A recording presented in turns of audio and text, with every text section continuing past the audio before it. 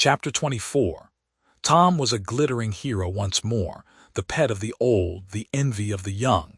His name even went into immortal print, for the village paper magnified him. There were some that believed he would be president, yet, if he escaped hanging.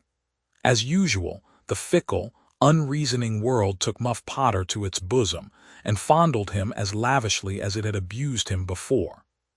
But that sort of conduct is to the world's credit. Therefore it is not well to find fault with it. Tom's days were days of splendor and exultation to him, but his nights were seasons of horror. Injun Joe infested all his dreams, and always with doom in his eye. Hardly any temptation could persuade the boy to stir abroad after nightfall. Poor Huck was in the same state of wretchedness and terror, for Tom had told the whole story to the lawyer the night before the great day of the trial, and Huck was sore afraid that his share in the business might leak out. Yet, notwithstanding Injun Joe's flight had saved him the suffering of testifying in court. The poor fellow had got the attorney to promise secrecy, but what of that? Since Tom's harassed conscience had managed to drive him to the lawyer's house by night and wring a dread tale from lips that had been sealed with the dismalest and most formidable of oaths, Huck's confidence in the human race was well-nigh obliterated.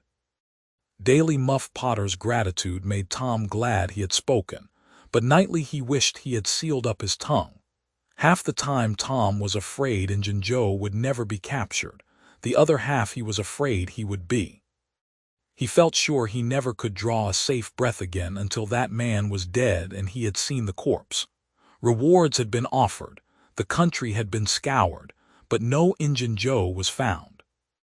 One of those omniscient and awe-inspiring marvels, a detective, came up from St. Louis, moused around, shook his head, looked wise, and made that sort of astounding success which members of that craft usually achieve. That is to say, he found a clue.